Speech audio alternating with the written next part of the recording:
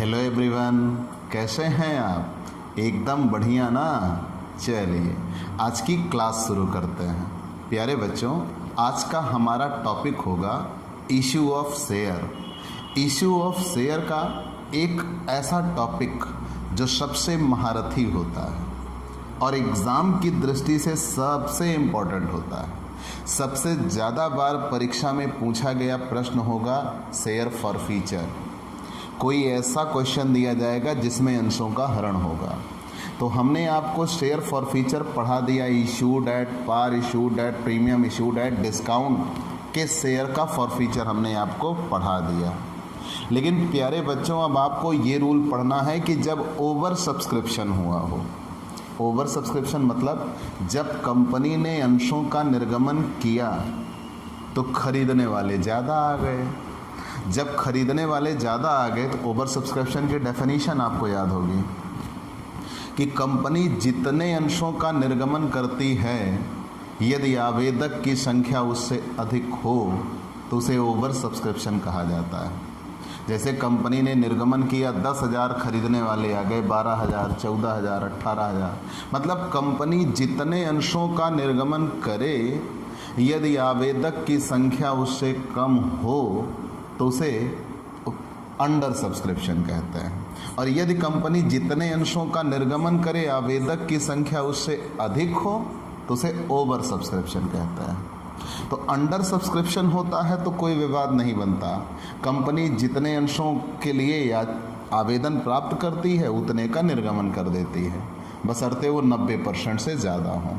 इसको भी मैं आपको बता चुका हूँ न्यूनतम अभिदत्त सीमा में, मिनिमम सब्सक्रिप्शन लिमिट में। हमने आपसे ये कहा था कि अगर कंपनी अंशों का निर्गमन करती है और उसके द्वारा जितने अंशों को इश्यूड किया जा रहा है उसके 90% एप्लीकेंट नहीं आए तो कंपनी अंशों का निर्गमन नहीं कर सकती। तो वो 90% एप्लीकेंट आने ही चाहिए। अगर 90% नहीं होते हैं तो कंपनी के निर्गमन पर रोक लग जाएगी। ये चीज़ आपने पढ़ा है। उसके बचने के लिए कंपनी क्या करती है? कंपनी अभिगोपक का सहारा लेती है। ठीक बच्चों, एक बार फिर से रिमाइंडर जान लीजिए। जब कभी कंपनी अंशों का निर्गमन करती है तो कंपनी ने जितने अंशों का निर्गमन किया, यदि आवेदक की संख्या उससे कम है तो उसे अंडर सब्सक्रिप्शन कहते हैं। यदि कंपनी ने अंशों का निर्गमन किया और आवेदक की संख्या उससे कम है तो मिनिमम 90% तक हो तब तो अंशों का निर्गमन हो सकता है। अगर 90% से भी एप्लीकेंट कम हो गए तो फिर अंशों का निर्गमन नहीं हो सकता। जैसे 10,000 अंशों का निर्गमन किया तो 9,000 तक आवेदक रहे तो चलेगा, 9,000, 9100, 9200, 9300 चलेगा। लेकिन अगर कह दीजिए कि 8,999 हो गए तो नहीं चलेगा। मतलब न्यूनतम 90% एप्लीकेंट होने ही चाहिए। तो इस दशा से बचने के लिए कंपनी ने किसका सहारा लेना है? अभिगोपक का। ये सारी चीज़ें हम आपको बता चुके हैं। अभिगोपक वो होंगे जो कंपनी के अंशों को बिकवाने की जिम्मेदारी लेंगे। साथ ही ये शर्त होगी अगर वो नहीं बिकवा पाए तो खुद खरीदेंगे। आज का हमारा टॉपिक ये नहीं है, ये हम पीछे क्लियर कर चुके हैं। ये तो बस मुख से बात निकली तो हमने कहा आपको रिमाइंड करा देता हूँ। Over subscription. ओवर सब्सक्रिप्शन होता क्या है? जब कभी कंपनी जितने अंशों का निर्गमन करे, यदि एप्लीकेंट उससे अधिक आ जाए, तो जो रेपुटेड कंपनियां होती हैं, ख्याति प्राप्त, जैसे एक उदाहरण लूँ जियो कंपनी का। अगर अभी जियो अपने शेयर इशूड करे तो चूँकि जियो आज मोनोपोली की ओर बढ़ रही है, जिस तरीके से जियो ने कदम उठाए हैं और अपनी योजना अनुसार काम किया है, अन्य जितनी कंपनियां हैं उसके समकक्ष, चाहे वो एयरटेल हो, BSNL हो और कह लीजिए वोडाफोन हो, सब ने अपने कदम पीछे खींचे हैं। सब ने अगर अपने कदम पीछे खींचे हैं, तकरीबन 58,000 करोड़ रुपए वोडाफोन के बाकी हैं और 58,000 करोड़ रुपए एयरटेल के बाकी हैं। ठीक, तो अगर इस सिचुएशन में हम देख रहे हैं तो कहीं ना कहीं ये जल्द से जल्द अपना व्यापार भारत से समेट सकती हैं। और अगर ये कंपनियां अपना व्यापार भारत से समेटती हैं तो उसके पीछे एकमात्र कंपनी जिम्मेदार होगी, जियो। और अगर जियो ने ये करने में सफलता हासिल की तो सच्चाई मानिए बाज़ार में जियो का एकाधिकार होगा। ठीक बच्चों, चलिए वो बात की बात है। लेकिन हमें यहाँ आना है कि मान लीजिए कोई एक ऐसी कंपनी, रेपुटेड कंपनी हो जो ग्रो अप कर रही हो, बढ़ रही हो, जिसके बारे में हम ये सोचते हैं हाँ यार इसमें पैसा लगाना सही है, ये चलेगी, तो उस कंपनी से लोग जुड़ना चाहते हैं। तो उस कंपनी से जुड़ने के लिए लोग उसके शेयर खरीदते हैं। तो जब कभी ऐसी सिचुएशन बने कि ये कंपनियां शेयर इशूड करें, तो जब ये कंपनियां शेयर इशूड करती हैं तो उनके शेयर खरीदने के लिए लोगों में होड़ होती है, वो खरीदना चाहते हैं, ज़्यादा से ज़्यादा खरीदना चाहते हैं।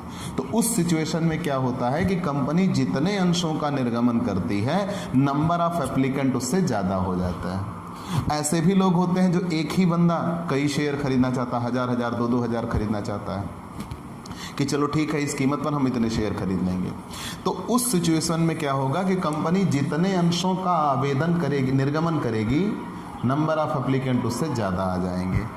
इसे ही ओवर सब्सक्रिप्शन कहा जाता है। इस दशा में कंपनी के पास 3 विकल्प होते हैं। 3 विकल्प। कंपनी कुछ को तो पूरे आवंटन कर देती है, ठीक, कि आपने जितने शेयर मांगे हम आपको पूरा दे रहे हैं। कुछ ऐसे भी होते हैं जो अकेले ही काफ़ी सारा शेयर मांग रहे हैं। जैसे मैंने भी कहा ना, कोई बंदा हो वो अकेले ही कह दे कि हमें 2000 शेयर दे दीजिए, तो कंपनी कहेगी भैया सब तुम्हें ही दे देंगे, दूसरे को क्या देंगे। तो उन्हें 2000 ना देकर 1200 दे दे, 600 दे दे, 800 दे दे, मतलब उनको देगी, जितना उन्होंने मांगा है उतना नहीं देगी, उसे कम देगी। इसे आनुपातिक आवंटन कहते हैं। मतलब वो खरीदना चाह रहे थे ज़्यादा शेयर, लेकिन कंपनी उनको देगी कम शेयर, ठीक। वो ओवर सब्सक्रिप्शन के लिए दूसरा कंडीशन बन जाता है। और तीसरी कंडीशन कंपनी के पास ये निकल के आती है कि भैया जब शेयर ही नहीं है तो हम देंगे कहाँ से, वो रिजेक्ट कर देती है।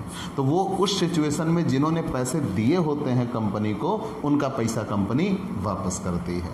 तो मतलब कंपनी के पास कितने ऑप्शन बन जाते हैं, 3।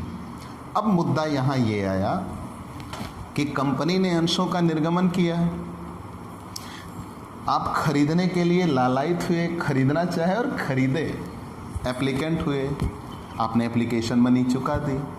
जब आपने एप्लीकेशन मनी चुका दी और अलबत्ता आपने ज़्यादा शेयर खरीदने के लिए एप्लीकेशन मनी चुका दी, तो कंपनी के लिए हो गया ओवर सब्सक्रिप्शन।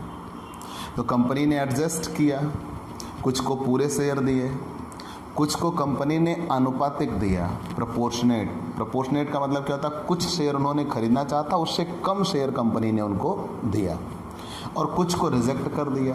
जिनको रिजेक्ट किया 1 महीने के भीतर में कंपनी उनका पैसा वापस कर देगी, अगर नहीं वापस करती है तो इंटरेस्ट देना पड़ जाएगा, ठीक। आगे बढ़ जाते हैं। अब मुद्दा ये बना, जब कंपनी ने अलॉटमेंट मांगा, एप्लीकेशन तक तो ये बात ठीक थी कि ज़्यादा शेयर खरीदने के लिए आपने पैसे दे दिए, लेकिन जब कंपनी ने अलॉटमेंट मांगा तो कुछ पैसे तो आपके एडजस्ट, जो कुछ ने पूरा शेयर पाया था, जितना मांगा था उतना पाया था, तो उनका तो कोई एडजस्टमेंट नहीं होगा, जितना उन्होंने दिया था उतना वो ले गए हैं। एडजस्टमेंट उनका होता है जिन्होंने ज़्यादा शेयर खरीदना चाहा था, लेकिन वास्तव में मिले उन्हें कम शेयर थे। 3 तरीके के बंदे बने। मैंने कहा एक तो वो बनेंगे जिन्हें संपूर्ण आवंटन मिलेगा। संपूर्ण आवंटन मतलब कि जितना वो खरीदना चाहते थे उन्हें पूरा मिलेगा, तो उनका कोई एडजस्टमेंट नहीं बनता। ये जितना शेयर खरीदना चाह रहे थे उन्हें उतने शेयर मिल जाएंगे, तो इनका कोई भी एडवांस कंपनी के पास नहीं होगा। और एक बनते हैं आनुपातिक। आनुपातिक की सिचुएशन ये होती है कि ये खरीदना चाह रहे थे ज़्यादा शेयर, लेकिन मिलते हैं इन्हें कम शेयर। तो जब ये ज़्यादा खरीदना चाह रहे थे, इन्हें मिले कम शेयर, तो इन्होंने पैसा जमा किया था ज़्यादा का, लेकिन इन्हें मिले थे कम। तो कंपनी इनके पैसे को, एप्लीकेशन इन्होंने दिया था, वो एप्लीकेशन इतना ज़्यादा दे दिया कि आगे ट्रांसफ़र किया जाएगा, तो वो आगे ट्रांसफ़र कर दिया जाएगा अलॉटमेंट पर। अगर और ज़्यादा दिया होगा तो वो आगे ट्रांसफ़र कर दिया जाएगा फर्स्ट कॉल पर, और ज़्यादा दिया होगा तो वो फाइनल कॉल पर, और ज़्यादा दिया होगा तो वो वापस भी हो सकता है। ऐसे ही एडजस्ट होता है। लेकिन अब मुद्दा ये बना कि जब ये आनुपातिक शेयर आवंटन चाहे थे, तो इन्होंने जितने अंशों के लिए आवेदन किया था, कंपनी उतने शेयर इनको नहीं दी, कम दी। तो इन्होंने जो पैसे दिए थे वो कंपनी ने एडजस्ट किया। मान लो थोड़े एडजस्ट हुए अलॉटमेंट पर, कितने एडजस्ट हुए? मान लो थोड़े एडजस्ट हुए अलॉटमेंट पर। अब जब कंपनी ने अलॉटमेंट मांगा तो सब ने अलॉटमेंट दिया, इन्होंने थोड़ा अलॉटमेंट पहले ही दे दिया है, और अब जब जो बाकी शेष बचा है कहें भैया हम दे नहीं पाएंगे। मतलब समस्या ये हुई कि जब खरीदने की बारी आई थी शुरू में, तो ये जल्दी जल्दी में कहे हमें इतना शेयर चाहिए, इतना शेयर चाहिए। मतलब ये कि इन्होंने अपनी फाइनेंशियल सिचुएशन नहीं देखी और ज़्यादा से ज़्यादा शेयर खरीदने के लिए आगे आ गए। और अब जब हकीकत में पेमेंट करने की बारी आई तो इनके पास विकल्प शेष नहीं है, ये पैसे दे नहीं पाए। तो कंपनी फर्स्ट कॉल भी मांग सकती है, फाइनल कॉल भी मांग सकती है, ऐसी सिचुएशन कभी भी बन सकती है। ये तो मैंने एक फॉर एग्जांपल उदाहरण ले लिया। तब कंपनी इनके अंशों का हरण करेगी। तो आज हमें वो क्वेश्चन पढ़ना है जिसमें कंपनी ने हरण किया हो, और आज ही नहीं अब आगे आने वाले कई क्वेश्चन ऐसे ही हल होंगे। तो कंपनी ने ऐसे अंशों का हरण करना है जो ओवर सब्सक्रिप्शन था। मतलब शुरू में तो कंपनी को ज़्यादा शेयर खरीदने के लिए एप्लीकेंट आए, लेकिन बाद में उनमें से कुछ लोगों ने पैसे नहीं दिए, तो उनके अंशों का हरण करना है। ये तो एक इंट्रोडक्शन हुआ। मान लीजिए अगर ये थ्योरेटिकल क्वेश्चन बन जाता है, ठीक, वैसे ये थ्योरेटिकल क्वेश्चन नहीं बनना चाहिए, लेकिन यदि बन जाता है तो आप इतना इंट्रोडक्शन देंगे। ठीक बच्चों, कॉरपोरेट अकाउंटिंग में कोई भी थ्योरी का टॉपिक नहीं है, कोई भी नहीं है। जितनी थ्योरी आएंगी वो सब न्यूमेरिकल के रूल आते हैं, और एक एक लेसन 40-40, 42-42 नंबर में 62 नंबर तक आया है अमलगमेशन, अकेला एक पार्ट। तो आप ये मान के चलिए कि आप इसमें किसी एक लेसन को नज़रअंदाज तो बिल्कुल नहीं कर सकते। केवल 10 पार्ट आपको पढ़ना है। ठीक बच्चों, चलिए हम क्वेश्चन पे आते हैं, और वेरी इंपॉर्टेंट क्वेश्चन है। Question number 20। ब्रिजवाला लिमिटेड ने, चलिए बोर्ड साफ कर लेते हैं भाई। ब्रिजवाला लिमिटेड ने जनता को 200 रुपये वाले 20,000 क्षमतांश 20 रुपये प्रीमियम पर लेने के लिए आमंत्रित किया। कोई ब्रिजवाला नाम की कंपनी है, जनता को 200 रुपये वाले 20,000 क्षमतांश 20 रुपये प्रीमियम पर लेने के लिए आमंत्रित किया है। 20,000 शेयर इशूड होंगे, 200 रुपये वाले होंगे, 20 रुपये प्रीमियम भी होगा। भुगतान निम्न प्रकार से होना था। एप्लीकेशन पर 40 रुपये, अलॉटमेंट पर 80 रुपये प्रीमियम सहित। तो 80 रुपये है प्रीमियम सहित है। प्रीमियम क्वेश्चन में कितने रुपए कहा है? 20, मतलब ये वास्तव में कितने रुपए है? 60। आगे बढ़ गए, 60 रुपये कैपिटल के, 20 रुपये प्रीमियम के। प्रथम तथा अंतिम याचना पर 100 रुपये, फर्स्ट एंड फाइनल कॉल 100 रुपये। 41,000 अंशों के लिए आवेदन पत्र प्राप्त हुए। ओवर सब्सक्रिप्शन हो गया। कंपनी ने निर्गमन किया था 20,000 अंशों का, लेकिन आवेदक आ गए 41,000। अब ऐसी सिचुएशन में क्या मतलब, कंपनी जितने अंशों का निर्गमन कर रही है, आवेदक की संख्या उससे अधिक है। 41,000 अंशों के लिए आवेदन पत्र प्राप्त हुए। संचालक मंडल ने 1,000 अंशों के आवेदन को ठुकरा दिया, उनको कोई शेयर नहीं दिया। तो ठुकराने का मतलब ये होगा कि कंपनी उनके पैसे वापस करेगी। और अन्य आवेदनकर्ताओं के लिए अंशों का आवंटन आनुपातिक आधार पर कर दिया। अन्य को मतलब 40,000 बचे, उनको 20,000 शेयर दे दिया। तो 4 शेयर मांगने वाले को 2 शेयर दिया होगा, 2 शेयर मांगने वाले को 1, उसे ही आनुपातिक आवंटन कहेंगे। मतलब आप जितना मांगना चाह रहे थे उसी आधार पर आपको आनुपातिक आवंटन कर दिया गया।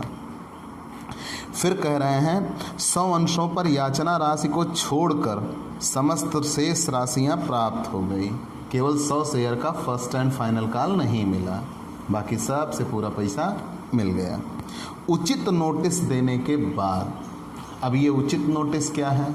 आप शेयर फॉर फीचर की थ्योरी पढ़े थे। जब कंपनी का कोई ऐसा शेयर होल्डर जिसने पैसे ना दिए हों, कॉल मनी ना चुकाई हो, तो कंपनी कुछ समय तक वेट करती है। वो कुछ समय वेट करने के बाद अगर उसके पैसे मिल गए तो ठीक, नहीं तो फिर कंपनी की सभा में यह प्रस्ताव लिया जाता है कि उन दोषी अंशधारियों के पास सूचना भेजी जाए कंपनी ने सूचना भेजा, अगर उसके बाद भी उनसे पैसे नहीं मिलते तो फिर कंपनी उनको 14 दिन का लिखित सूचना देती है, तो 14 दिन भी अगर बीत जाते हैं तब कंपनी उनके अंशों का हरण करती है।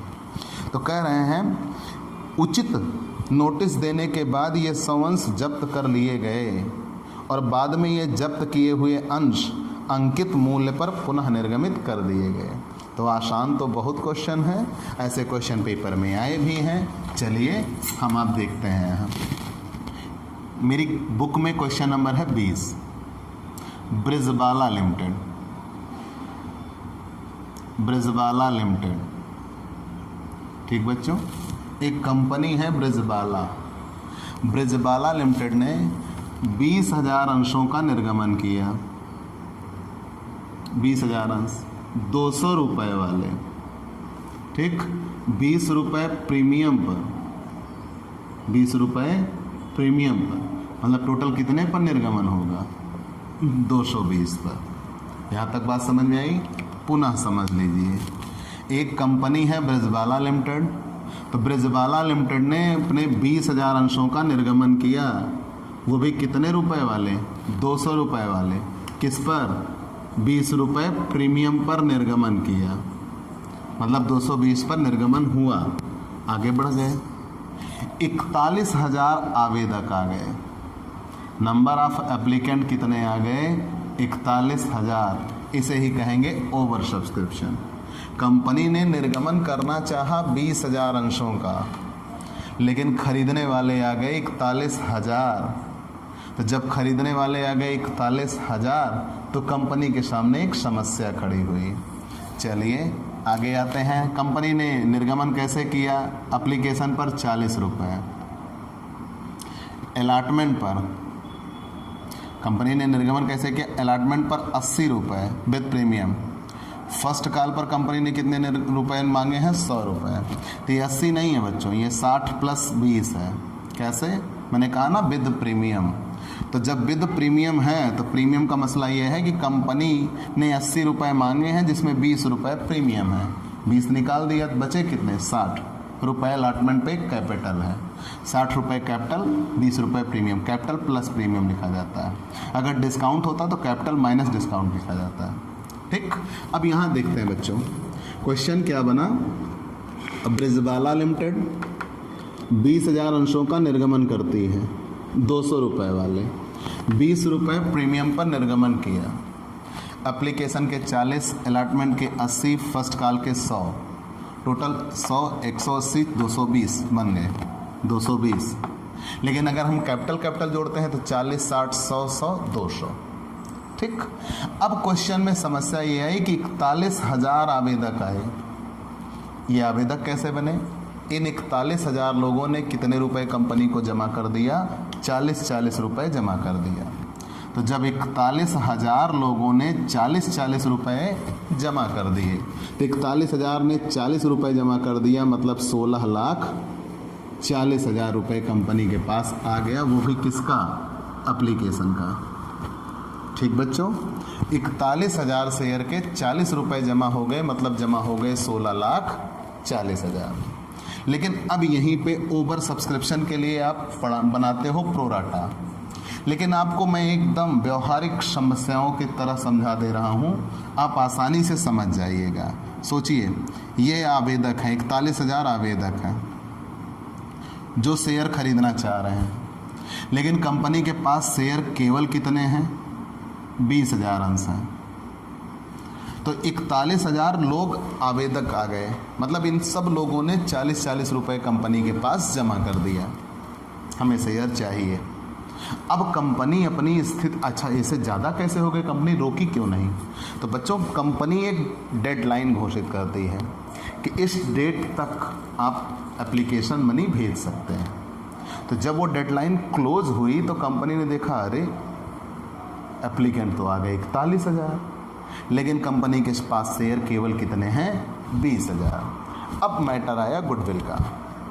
अब कंपनी चाहे तो केवल 20,000 को दे, बाकी 21,000 को वापस कर दे, लेकिन वो कंपनी के लिए एक बेहतर स्थिति नहीं होगी।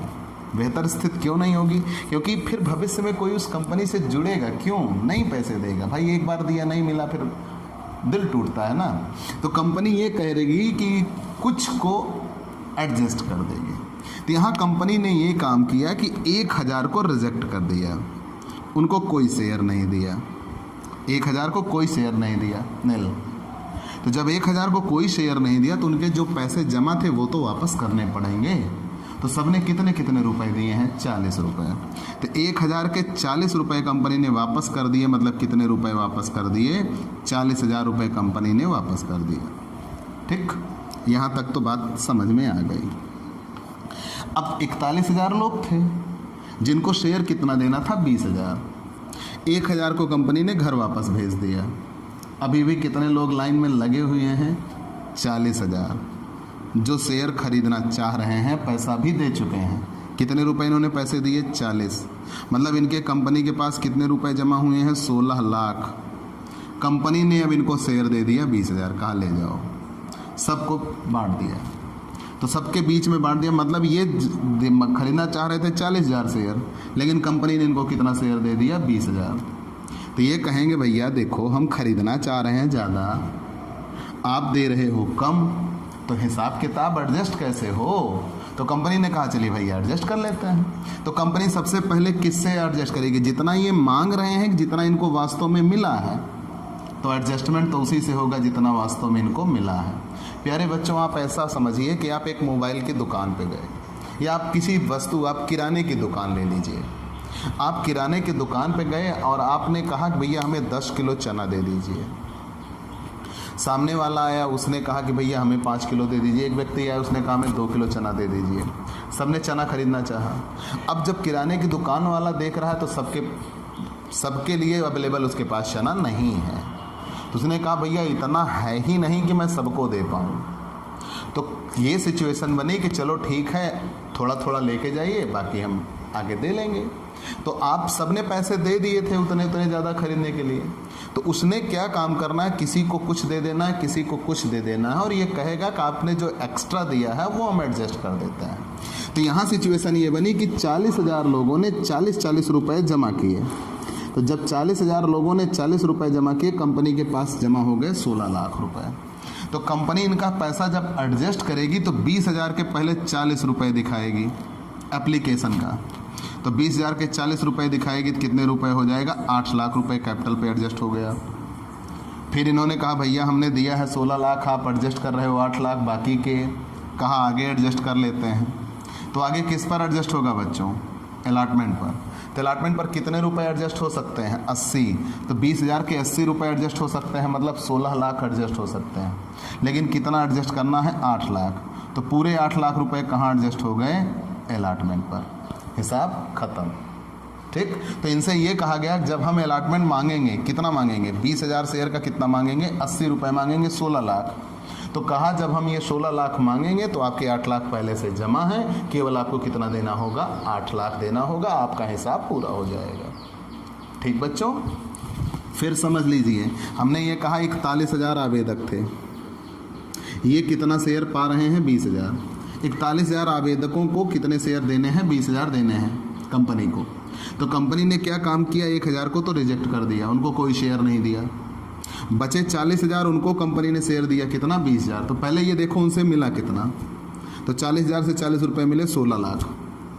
तो कंपनी ने उनको दिया कितना? मिला कितना? दिया कितना? तो 20,000 शेयर दिया। तो सब एडजस्ट करते चले जाओ, एप्लीकेशन अलॉटमेंट फर्स्ट कॉल। तो एप्लीकेशन एडजस्ट हो गया 40 रुपये, 8 लाख बचा। 8 लाख अलॉटमेंट पे एडजस्ट हो गया, ख़त्म। अगर बहुत ज़्यादा दिया होता, मान लो यहाँ 18 लाख दिया होता, तो 16 लाख रुपए अलॉटमेंट पे एडजस्ट हो सकता था। 16 लाख अलॉटमेंट पे एडजस्ट हो जाता, 2 लाख रुपए फर्स्ट कॉल पर एडजस्ट हो जाते। ठीक, अब यहाँ आते हैं। तो मैंने पहले ही बताया था जब ओवर सब्सक्रिप्शन होता है तो ओवर सब्सक्रिप्शन में जितने अंशों का निर्गमन हुआ पहले उतने के लिए एंट्री बनाएंगे। तो 20,000 अंशों का निर्गमन हुआ 40 रुपये, तो मतलब कितना एडजस्ट हो जाएगा? 8 लाख रुपए कैपिटल में ट्रांसफ़र होगा। ठीक, 8 लाख रुपए कैपिटल में ट्रांसफ़र होगा।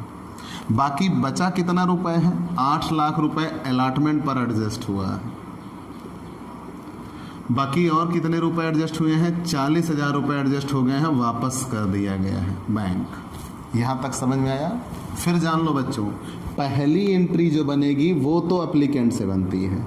तो 41,000 के 40 रुपये मिल गए, 16,40,000। लेकिन इसी 16,40,000 को एडजस्ट करना, देखिए एडजस्ट हो गया, 8 8 16 40 लाख, 16,40,000। तो यहाँ पे ये कहा गया कि 20,000 ही इश्यूड हुआ है, तो 20,000 से एंट्री बनाइए। अगली एंट्री, पहली एंट्री तो 41,000 से बनेगी, बाकी सारी एंट्री जितने इशूड होंगे उससे। तो 20,000 के 40 रुपये, कैपिटल में 8 लाख। 20,000 के 40 रुपये कैपिटल में देने के बाद जो शेष बचा वो एडिशनल था, अतिरिक्त था, तो उसको एडजस्ट किया गया। तो 8 लाख अलॉटमेंट पे एडजस्ट हुआ, 40,000 बैंक में वापस कर दिया गया। अब इधर आते हैं, अलॉटमेंट ड्यू हुआ तो 20,000 के 80 रुपये ड्यू हुए, मतलब कितने ड्यू हुए, 16 लाख। जिसमें से कैपिटल कितने रुपए, 60 रुपये, 12 लाख। प्रीमियम कितना, 20 रुपये, 4 लाख। ठीक बच्चों, ये अलॉटमेंट पर ड्यू हुआ, ये जिसमें कैपिटल थी और ये क्या था, प्रीमियम था। लेकिन अब 16 लाख मांग रहे हैं तो कितना पहले से मिल चुका है, 8 लाख। तो अब वास्तव में बैंक में इनको कितना मिलना बाकी है, 8 लाख। केवल 8 लाख मिलेगा बस। और ये कहा गया है कि अलॉटमेंट तक पूरा पैसा मिल गया है, मतलब ये 8 लाख पूरा मिल गया है। अब बारी आई फर्स्ट कॉल की। 20,000 शेयर के 100 रुपये मांगे गए। तो 20,000 शेयर के 100 रुपये मांगे गए, मतलब कितने रुपए मांगे गए, 20 लाख। 100 अंशों का पैसा नहीं मिला। 100 अंशों के फर्स्ट एंड फाइनल कॉल नहीं मिले। तो 100 अंशों के फर्स्ट एंड फाइनल कॉल नहीं मिले, मतलब कितने नहीं मिले, 10,000। तो 10,000 नहीं मिले तो कितने मिले कंपनी को, 19,90,000। ठीक, ये 10,000 एरियर हैं। तो कंपनी ने इन 100 अंशों का क्या कर लिया, हरण कर लिया। ठीक बच्चों, अब हमें जर्नल एंट्री बनानी है। चलिए जर्नल बनाते हैं। और कहा है नकद व्यवहारों सहित जर्नल एंट्री बनाइए। नकद व्यवहारों सहित बनाने का मतलब क्या हुआ कि कैश बुक नहीं बनानी, कैश ट्रांजैक्शन भी हमें जर्नल में दिखाने होंगे। चलिए बनाते हैं जर्नल। ये एक कॉलम हुआ क्रेडिट का, ये एक कॉलम हुआ डेबिट का, और ये एक कॉलम रहा LF। ठीक, इधर डेट का कॉलम नहीं दिखा रहा मैं। ठीक बच्चों, वैसे डेट है नहीं इसलिए नहीं दिखा रहा। तो आप ये ना कहिएगा कि नहीं डेट का कॉलम नहीं बनता। LF debit amount, credit amount, particular. ठीक, और ये रहा जर्नल। प्यारे बच्चों, पहली एंट्री क्या बनती है, तो सबसे पहले जब अंशों का निर्गमन किया गया, 20,000 अंशों का निर्गमन किया गया, लेकिन खरीदने वाले आ गए 41,000। तो उन्होंने एप्लीकेशन मनी दिया, तो bank account debit to share application, तो सबने एप्लीकेशन मनी चुका दी। Bank account debit to share application, कितने रुपए मिले, 16,40,000। 16,40,000, 16,40,000।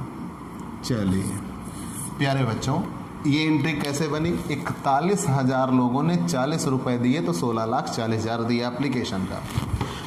लेकिन आप थोड़ा और तोड़ लीजिए, तो बैंक अकाउंट डेबिट क्यों हुआ, क्योंकि उन 41,000 लोगों से कंपनी को पैसे मिले, तो बैंक अकाउंट डेबिट।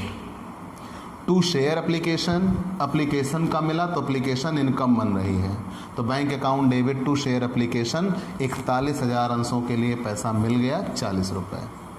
अब कंपनी ने एडजस्ट करना है, तो जब एडजस्ट किया तो ये शेयर एप्लीकेशन का पैसा कैपिटल में ट्रांसफ़र किया जाएगा।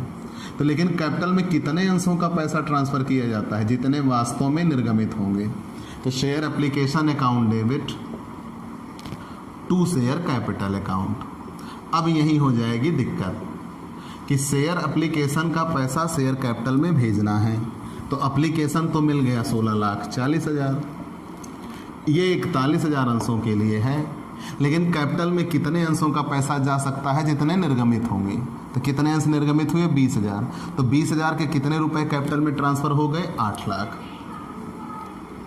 ठीक, तो आगे जो शेष बचा वो एडजस्ट हुआ है शेयर अलॉटमेंट पर, तो शेयर अलॉटमेंट भी क्रेडिट हो गया, ये भी इनकम बन गया है 8 लाख। और बैंक जो जिनको शेयर नहीं दिया गया उनका पैसा वापस करना पड़ा है। ठीक, तो जिनको पैसे शेयर नहीं मिले उनका पैसा वापस करना पड़ा, वो कितने रुपए वापस किया गया? 40,000। तो जब ये बैंक क्रेडिट होगा, क्योंकि इतने से कंपनी के पास से रुपया चला जाएगा, इसलिए ये क्रेडिट हो गए। और ये दोनों तो इन कैपिटल में हमें ट्रांसफ़र कर दिया गया। कैपिटल हमेशा क्रेडिट होती है, और अलॉटमेंट का पैसा यहाँ मिल चुका है, तो अलॉटमेंट यहाँ क्या बन गया है? इनकम बन गया है। ठीक बच्चों, तो पहली एंट्री बन गई bank account debit to share application. Company के पास पैसा आया शेयर एप्लीकेशन का। अब यही शेयर एप्लीकेशन का पैसा डेबिट कर दिया जाएगा, क्योंकि इसे एडजस्ट करना है। कुछ पैसा कैपिटल में ट्रांसफ़र कर दिया गया, कैपिटल कंपनी की लायबिलिटी होती है, इसलिए क्रेडिट होती है। बाकी जो शेष बचा अलॉटमेंट पे एडजस्ट कर दिया गया है। अलॉटमेंट क्रेडिट हो गया, क्योंकि कंपनी की इनकम बन गया। बैंक अकाउंट कंपनी के पास से पैसा गया, इसलिए क्रेडिट हुआ। अब बच्चों हम अलॉटमेंट ड्यू करते हैं। तो जब अलॉटमेंट ड्यू होगा तो एंट्री बनेगी share allotment account debit. Company ने अलॉटमेंट मांगा, तो कंपनी के अलॉटमेंट खर्च है to share capital account. Share allotment account debit to share capital account to security premium account, to security premium account. ठीक, तो अलॉटमेंट ड्यू हुआ। अलॉटमेंट कितने रुपए मांगा गया बच्चों? 20,000 के 80 रुपये मांगे गए। तो 20,000 के 80 रुपये मांगे गए, मतलब कितने मांगे गए? 16 लाख। जिसमें से कैपिटल कितने रुपए थी? 60 रुपये। तो 20,000 के 60 रुपये मतलब कितने हो गए? 12 लाख। प्रीमियम 20,000 का 20 रुपये मतलब कितने रुपए हो गया? 4 लाख। 16 लाख मांगा गया, लेकिन इसी 16 लाख में से कितना पहले से मिल चुका है? 8 लाख। तो यहाँ बैंक अकाउंट मिलेगा। यहाँ अगर एंट्री बनाते हो तो शेयर अलॉटमेंट डेबिट हुआ, क्यों? क्योंकि कंपनी के लिए खर्च है। टू शेयर कैपिटल, कैपिटल में पैसा इसे ट्रांसफ़र करना है, कैपिटल हमेशा क्रेडिट होती है। और प्यारे बच्चों, सिक्योरिटी प्रीमियम अकाउंट क्या? सिक्योरिटी प्रीमियम रिजर्व अकाउंट लिखना। आप ये जान लीजिए कि सिक्योरिटी प्रीमियम जहाँ कहीं मिलेगा वो शेयर कैपिटल के नीचे मिलेगा। तो बैंक अकाउंट डेबिट, अब पैसा आएगा, लेकिन कितना आएगा? 16 लाख मांगा है, 8 लाख तो उसमें से पहले से मिल चुका है। अब वो आए, कहें भैया 8 लाख हमारे पहले से जमा हैं। तो उन्होंने कहा ठीक भैया, जो बाकी बचता है वो दे दीजिए। तो कितने रुपए मिलेंगे? 8 लाख। अब कंपनी को पूरे वो 8 लाख एडजस्ट हो गए। तो यहाँ to share allotment, share allotment income बन रही है कितने रुपए? 8 लाख से। ठीक, अब ये 8 लाख यहाँ मिला हुआ है, 8 लाख यहाँ मिला हुआ है, एडजस्ट हो गया, कितना हो गया? 16 लाख। तो अलॉटमेंट पूरा 16 लाख मांगा गया, 16 लाख मिल गया। तो अलॉटमेंट पर कोई बाकी नहीं रहा। अब कंपनी ने share first and final call मांगा है। Share first and final call account debit, first and final call account debit to share capital account. तो फर्स्ट एंड फाइनल कॉल का पैसा कंपनी कहाँ भेजेगी? शेयर कैपिटल में भेजेगी। तो share first and final call company के लिए भी तो खर्च है, डेबिट। कितने रुपए फर्स्ट एंड फाइनल कॉल का मांगा गया? 20,000 के 100 रुपये मांगे गए, मतलब 20 लाख। 20 लाख मांगे गए। ठीक, अब एंट्री बनेगी बैंक अकाउंट डेबिट, जब फर्स्ट एंड फाइनल कॉल का पैसा मिलेगा। Bank account debit to share first and final call, share first and final call. तो share first and final call का पैसा कितना मिला है? 20,000 के 100 रुपये मांगे गए, 20 लाख। 100 शेयर का पैसा नहीं मिला, 100 रुपये, मतलब कितने नहीं मिले? 10,000। तो क्या कॉल्सन एरियर दिखाने को कहा है? नहीं, कंपनी कॉल्सन एरियर अकाउंट नहीं रखती, इसलिए कॉल्सन एरियर नहीं दिखाया जाएगा। लेकिन घटाया जाएगा, तो 20 लाख में से 10,000 नहीं मिले, बचे कितने? 19,90,000। तो बैंक अकाउंट डेबिट कितना बना है? 19,90,000 रुपये कंपनी को मिल गए। 19,90,000 रुपये कंपनी को मिल गए। ठीक, अब बच्चों हमें बनानी है फॉर फ्यूचर की एंट्री। आइए हरण की एंट्री बनाते हैं। तो मैंने कहा था बच्चों, जितने अंशों का निर्गमन किया जाए उसमें से जितने अंश के पैसे मिल जाते हैं वो तो ठीक है, जितने अंशों का पैसा नहीं मिलता उनका हरण किया जाता है। तो ये सब अभी तक बना 20,000 से। अब एंट्री हमें कितने शेयर की बनानी होगी? 100 शेयर की। 100 शेयर का पैसा नहीं मिला, तो जब 100 अंशों के पैसे नहीं मिले तो कंपनी उनका हरण करेगी। तो हरण करने पर आप एंट्री बनाएंगे शेयर कैपिटल अकाउंट डेबिट। मैंने आपको पहले ही बताया है कि जब अंशों का हरण करते हो तो सबसे पहली चीज़ आप क्या करोगे? पूंजी डेबिट करते हैं। कितने से? जितनी मांगी गई हो। तो अभी तक कितने रुपए कैपिटल मांगे जा चुके हैं इन 100 अंशों के? 40 रुपये एप्लीकेशन हो चुका है भाई। 41,000 में ये 100 शामिल थे, मतलब उन्होंने दे दिया था। अलॉटमेंट भी मांगा जा चुका है 80 रुपये, लेकिन इसमें कैपिटल की हम बात करेंगे केवल 60 रुपये। केवल पूंजी लिखा है, प्रीमियम नहीं। पूंजी डेबिट करते हैं तो इस 100 शेयर के 40 रुपये ये मांगे जा चुके हैं, 60 ये मांगे जा चुके हैं, 100 और फर्स्ट कॉल भी मांगी जा चुकी है 100 रुपये। तो मतलब टोटल कितने मांगे जा चुके हैं? 200। तो 100 शेयर के 200 रुपये मांगे जा चुके हैं। 100 शेयर के 200 रुपये मांगे जा चुके हैं, मतलब कितना हो गया? 20,000। अब बात आई प्रीमियम की। प्रीमियम पे 2 नियम हैं, जब प्रीमियम मिल चुका हो और जब प्रीमियम ना मिला हो। जब प्रीमियम मिल चुका होता है तो क्वेश्चन से प्रीमियम समाप्त हो जाता है, और जब प्रीमियम नहीं मिला होता है तो प्रीमियम भी हमें दिखाना पड़ता है। तो यहाँ प्रीमियम मिल चुका है, कैसे? क्योंकि वो अलॉटमेंट पे था, और अलॉटमेंट पूरा मिल चुका है मतलब प्रीमियम मिल चुका है। तो जब प्रीमियम मिल चुका है तो क्वेश्चन से प्रीमियम समाप्त। अब प्रीमियम नहीं दिखाएंगे। अगर प्रीमियम ना मिला होता तो प्रीमियम भी डेबिट हो जाता। आगे बढ़ जाते हैं। अब नियम बना, जो पैसा ना मिला हो उसे दिखाएंगे। तो क्या नहीं मिला? Share first and final call. First and final call. तो share first and final call कितने रुपए नहीं मिली है? 10,000। और वो पैसा जो शेष बचा वो शेयर फॉर फ्यूचर होगा। तो प्यारे बच्चों, 20,000 मांगा है, 10,000 रुपये नहीं मिले, तो बचे कितने? 10,000। वो हो गया शेयर फॉर फ्यूचर। अब कहाँ है? री इश्यूड करते हैं। बेटे मिनट, आइए इतना ऊपर साफ कर लेते हैं, री इश्यूड की एंट्री वहाँ बनाते हैं।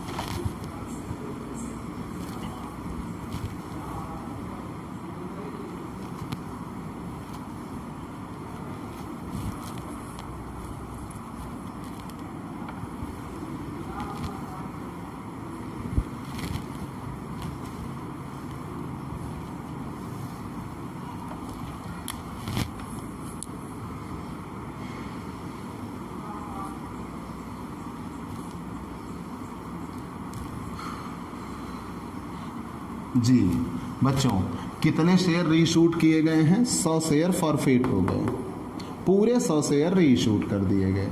और कितने रुपए में रीशूट किए गए? बाद में ये जब्त किए हुए अंश अंकित मूल्य पर पुनः निर्गमित कर दिए गए। तो जब रीशूट किया गया तो एंट्री बनेगी bank account debit. 100 share reshoot किए गए और उनकी फेस वैल्यू है 200 रुपये, मतलब 200 पे पुनः निर्गमित कर दिया, मतलब कितने रुपए पे? 20,000। और 2 शेयर कैपिटल, तो उनकी शेयर कैपिटल भी 200 रुपये है, पूरे 20,000। मतलब कंपनी को कोई घाटा नहीं हुआ रीशूट करने पर। मतलब ये कि कंपनी ने जब इन शेयर को फॉरफिट किया तो फॉरफिट करने पर कंपनी को कितने रुपए फ़ायदा हुआ? 10,000।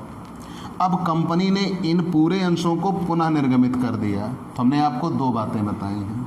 जब कंपनी किसी अंश का हरण करती है तो कंपनी उसे पुनः निर्गमित करेगी। जब कंपनी उसे रीइशूड करेगी तो वो 3 तरीके से रीइशूड हो सकता है, at par, at premium, at discount. तो यहाँ रीइशूड हो रहा है एट पार। तो जब रीइशूड एट पार हो रहा हो तो कंपनी को शेयर फॉर फ्यूचर से पैसा लेने की कोई आवश्यकता नहीं पड़ती। जब कंपनी को शेयर फॉर फ्यूचर से लेने की कोई आवश्यकता नहीं पड़ती तो कंपनी शेयर फॉर फ्यूचर का पूरा पैसा कहाँ भेज देगी? कैपिटल रिजर्व में। अगर डिस्काउंट होता तो शेयर फॉर फ्यूचर से पैसा लिया जाता, तो जो शेष बचता है वो कैपिटल रिजर्व में भेजा जाता है। तो यहाँ शेयर फॉर फ्यूचर से लेने की कोई आवश्यकता नहीं पड़ी। तो share for future account debit to capital reserve, share for future account debit to capital reserve, वो भी कितने रुपए? 20,000। ठीक बच्चों, तो sorry 10,000। Share for future account debit to capital reserve कितने रुपए? 10,000। शेयर फॉर फ्यूचर का पूरा पैसा कहाँ भेज दिया गया? कैपिटल रिजर्व में। और यहीं पे ये क्वेश्चन सॉल्व हो जाएगा। आप जोड़ लगा लेंगे जर्नल का और पूरा क्वेश्चन समाप्त हो चुका है। लेकिन बच्चों यहाँ डायरेक्ट क्यों हुआ? क्योंकि जितने अंशों का फॉर फ्यूचर हुआ था पूरे री इशूड हुए थे, इसलिए डायरेक्ट बनता है। अब आगे कहीं ऐसा भी होगा कि जितने अंशों का फॉरफिट होगा, उतने अंशों का पुनः निर्गमन नहीं होगा, उनमें से कुछ कम का होगा। तो उसी आधार पर हम क्वेश्चन एडजस्ट करेंगे। ठीक, तो ये रहा आपका एकदम इम्पॉर्टेंट बढ़िया क्वेश्चन। आपने इसे समझा, लगाना है। और प्यारे बच्चों, आप नोट्स बनाते रहिए। ऐसे ही आपको दमदारी के साथ हर एक इम्पॉर्टेंट क्वेश्चन एक तरफ से आपको इस online platform Digvijay commerce classes पर मिलते रहेंगे। ठीक बच्चों, आज की क्लास में सिर्फ इतना ही। आपसे ये आपका दोस्त दिग्विजय सिंह इसी YouTube channel Digvijay commerce classes पर अगली क्लास के साथ आपसे फिर मिलेगा। तब तक अगर आपको हमारी क्लासेस पसंद आ रही हैं तो लाइक और कमेंट ज़रूर करिए। दोस्तों को बताइए कि ऑनलाइन प्लेटफॉर्म पर ऑफलाइन से बेहतर पढ़ाई हो सकती है, कहीं और नहीं, सिर्फ दिग्विजय कॉमर्स क्लासेस पर। वो हमसे जुड़ें। हमारे यहाँ पेड क्लास अवेलेबल है। अगर पेड क्लास लेना चाहते हैं, अपनी पढ़ाई को और भी शानदार बनाना चाहते हैं बहुत थोड़े से शुल्क के साथ, तो आप हमारे व्हाट्सएप नंबर पर संपर्क करिए। ठीक बच्चों, चलिए आज के लिए सिर्फ इतना ही। अगले दिन अगले सवाल के साथ हम पुनः हाजिर होंगे। बाय बाय दोस्तों।